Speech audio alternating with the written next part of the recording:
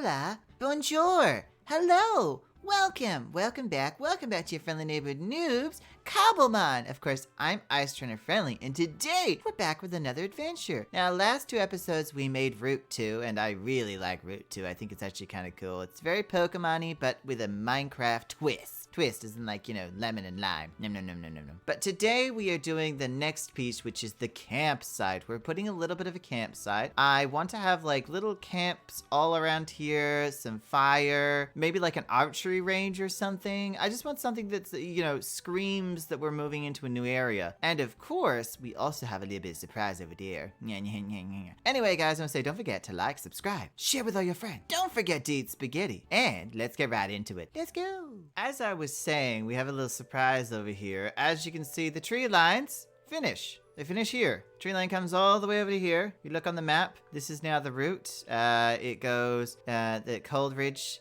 and then it goes into the Oasis after doing Route 1. Then we have Route 2, which is quite large. And then it comes to here, which is the next part, which is going to be the little the campsite. And then this. You're probably wondering what this is. Well, I talked about in the last episode that I really wanted to do something with caves and a cave system. And that's exactly what's going to happen. I'm going to build a cave. It's going to start here and then go through that way. Now, I don't know how exactly it's going to work, and I'm not entirely sure how I'm going to, do the inside of the cave, because it's not exactly a large mountain. But I think I'm going to do an idea of like staircase down into the ground, and then do like a little cave area, and then a staircase back up. Now, that's going to be a very long episode, and it's a good thing it's not this one, because, it's next episode. However, we're going to have a Pokemon Center here, like they usually do at the start of the caves, and just like a grass area here with some pathing, because that's, again, what I'm used to when it comes to the start of a cave, just grass area that you can catch Pokemon before you get in there. But first of all, we have to start on this. We have to start in this beautiful campsite. Now, I first want to do the path. I want to go from the path has to go to here, kind of curve a little bit here, and then kind of turn into here. That's what I'm looking to do, I feel like the path has to be done first, just so we know what we're going to be working with. And then after that, I think I'm going to come in here and do the Pokemon Center, because the Pokemon Center, we already had the design, we had the blueprint. It's going to be simple and easy. I don't have to do too much thinking about it, and that way I can get it over and done with and come back in here and start the campsite. I don't know. I had never seen a campsite in Pokemon, but I'm sure it exists. Surely. I really like this this design for the Pokemon Center. I mean, as I said, I think episodes ago, it was taken from another creator, and they put it on the Pokemon planet or the Minecraft planet. I can't remember what. But they did a good job. It looks really cool. I did obviously some creative differences when it came to the colors and materials used. But other than that, the actual shell of it, well done. Well done. Yeah, there's some really talented people out there. Some really talented trainers. Other than that, I got the path leading into the cave, or soon to be cave, path leading there, and the path leading through here. Now, I love making campsites, mainly because I haven't been camping myself, and because I use them quite often when I'm starting a build. I don't want to make like the starter build, or spend lots of time making a starter build that's like a home, a house, a shop. So often I'll do a campsite now, or like a camping area, or like a workstation kind of thing, like archaeologists have, especially because, we have Friendly Jones, the greatest archaeologist that ever did live on Noobcraft at the moment. He's got a campsite, although he's more glamping than camping. So we're gonna take inspiration from him and try to do some tents. I'm thinking of putting the archery range over here and then having like 2 tents here. Maybe one facing that way, one facing this way, having the fire right there, and then having a stony path leading up into here. Having just a tree over here, some grass over here, and then an archery range over here. Just something fun to do. Either that, if the archery range doesn't seem to fit, I might do some like laying logs, and maybe like an axe that's just lying there, and some. It's just like, oh, we're just cutting down some woods for the fire. That kind of vibe. You know how they lay. Like, you just have we'll have one there and just do this kind of thing. And she's going to cut that off. There we go. And just do one after the other. They pile them up like this. And then we'll just have random, tree stumps around here like that. It could look really cute. That's if it's done correctly. Otherwise, it's just going to look like a pile of wood. Pile of sticks. What do they call it? Bundle of sticks? You know what they call a bundle of sticks? No, I'm not going to say the word. It's true, though. It's actually called a bundle of sticks. the F word for like the word that's used against gay people that's at the F slur is actually a bundle of sticks and a cigarette. Yeah, it's a cigarette. In England, the UK, they call it a cigarette. I don't know why. Either way, getting off the serious topics, we have to start building some tents. I need 2 tents. They have to be intense tents, not cabins, tents. Although I could have done a cabin. A log cabin would have been cool. However, thinking about it, like, if I put a cabin here, then it's not really starting off the woodland area. So no, I'm good. I'm gonna stop thinking about it. Gonna stop talking about it. Let's just go get some tents. Here are the tents, and I tried to make them in the colors of Pokeballs because I thought it would look cute. I kind of like them. They're very big, which is not the vibe I was going for at first. I was thinking more small tents, but I thought about it, and in Pokemon, if there were tents, you'd be able to go inside of them, so I had to make them big enough for you to be able to go inside, and for it to be roomy. So yeah, these are the cute little tents. Oh, they're adorable. I look on the side, and of course they're the right colors. I do love putting the wood in between the wool. So I went white, this wood, red, wood, white. And from the back, it kind of looks like this. So it's not the most beautiful thing in the world, but I do really like the design. I have made better tents, but this is the most Pokemon-y tent that I've ever made. And I've got my little campfire over here, which I'm gonna probably put some hay underneath to make it really explode. Why did you walk on that? Sir, why did you walk on that? Yeah, I'm very disappointed. Yeah, no, go. And then we're gonna put a whole bunch of cobblestone around. I'm gonna put some logs just there and there, maybe there and there too. Craignall. Y'all are disappointing. Y'all Pokemon are so disappointing. But yeah, some cobblestone, some mossy cobblestone, some moss, blah, blah, blah. So we're gonna decorate this area next, because, okay, you're all idiots. Good to know, you're all idiots. I'm done with you. You're just stupid. Put some trees in, looking good. Got this all in. I like it, little campsite, it's very cute. The fire is burning a bit brighter. And we're also going to be, of course, putting in the same as we do over here, you know, doing the pathway. Might change, you know, as we go forward, who knows? Might turn into stone or something later on. I can never predict these things. I can never predict these things. But I do, Craignall, get back in the ball. Every time I put him out, he's just like so annoying. God damn it, Craignall. God damn it. But yeah, so we're setting up the area by putting a whole bunch of my fencing, my lovely fencing. I like it.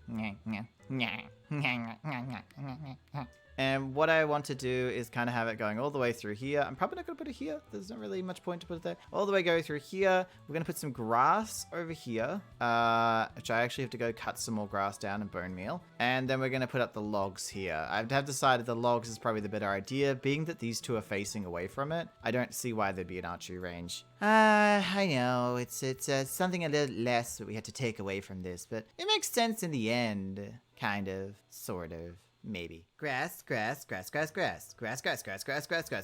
Who is doing some grass? I don't know. It's grass. Placing down all the grass in this area. Look, I don't think every area deserves to have a grassy kind of knoll or anything. I don't think that you need that for every single area, especially when it comes to like named areas. Like this would be an actual named area. However, I do think in certain situations that like this, where it's just a campsite, I think it'd be weird not to have a grassy area. And even then, it could just be simple Pokemon and just like timber kind of thing, you know? It's like when you go into those caves or systems, like buildings, and they seem to have Pokemon inside them. You're like, why? You're like, why? Actually, let's break all this. Wish I had actually gotten more shears. That would have been nice. They broke, so I didn't think to get another pair, okay? Yeah, I know. Stupid. The other grass area is going to be over here. It's gonna be huge. It's gonna be all the way up to about here and stuff, and then I'm gonna do like a fence kind of thing to keep it out, because I like the idea of having that extra fence line, even though it's just so stupid and pointless. It is a bit silly to have a fence line, especially in a Pokemon game. Like, it's not like I'm keeping anything out. It's not like I'm keeping anything out. The Pokemon aren't hiding in the grass. Not in Cobblemon. Not in Pixelmon. Although that would be awesome if there was this aspect to both of them where if you went into grass, it could actually have a possibility of automatically putting you in battle. That would actually be really cool. But yeah, we got to cover all of this in grass as well, which does mean I'm going to have to get some more grass. I don't have enough. I find it difficult to get grass because you've got to like bone meal and keep bone meal and shears. Bone meal, shears, bone meal, shears, bone meal, shears. Yeah, it's not great. But it looks good. I mean, I like it. I like the aspect of like having that grassy area because that's what Pokemon has. So I like being referential. Yeah, like Azuriel. I'm gonna put this in, and then I'm gonna go get some more materials for the wood log area. I think it's just getting an axe and an item frame, and then just setting up all the wood pile. It's not too hard. This I will say, the best thing about me doing this Pokemon world is the hardest bits is the preparation stuff, the stuff I do off camera, which is all of this tree line and placing tens of thousands, hundreds of thousands at this point, 100,000 blocks of grass. All of this grass is placed one by one. I just takes hours upon hours. I do it before I record the episode because I don't want it to be like in between and I have to stop, do that, then start up with this again because it just takes it out of me and I get so bored. But as you can see, like it literally is just grass. Like even there, I accidentally missed a line and then I missed a bit like that strip there. I missed. Yeah, it happens a bit where I miss some strips and I'm just like, you know what, it's fine. But looking at the map, it looks kind of cute. It looks kind of cool. Although this is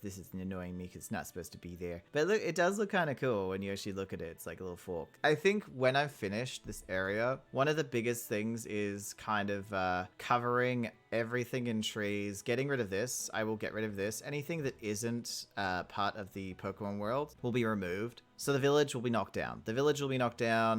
Anything that it will be cleared up, basically. Like when you come into here, all this is fine to see, but any buildings, such as villages, will have to be destroyed. It takes away from the map and makes it look like, you know, oh, this is supposed to be there. Whereas this is the wild. This is all supposed to be like the wild tree forest land that you're not supposed to be able to see. Who knows? At some point, I might make another part that comes down here and roots off that way. I could knock down some of the trees and make it go in there. You know, I could do other stuff, but for now, that's just not what I want to do. Also, look at the hot springs. Look at the hot springs. I'm pretty sure that's ice. Like it's slowly iced in the center bit, and then it's all the hot spring. I'm pretty sure. I haven't checked it out, but I'm pretty sure. Yep, I was right.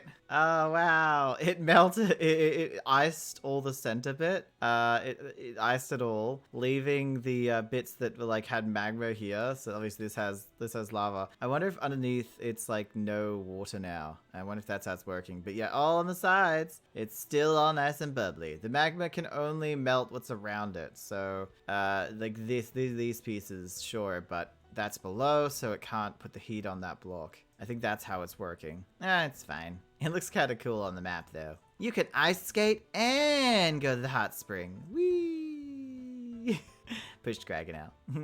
Ah, look at all this wood. Look at all this wood ready to go. I used ladders and rail pieces to kind of strap it down. And I got my little axe here, just ready to go. I would have done an invisible item frame, but I can't remember what the command is, so, you know, this is fine.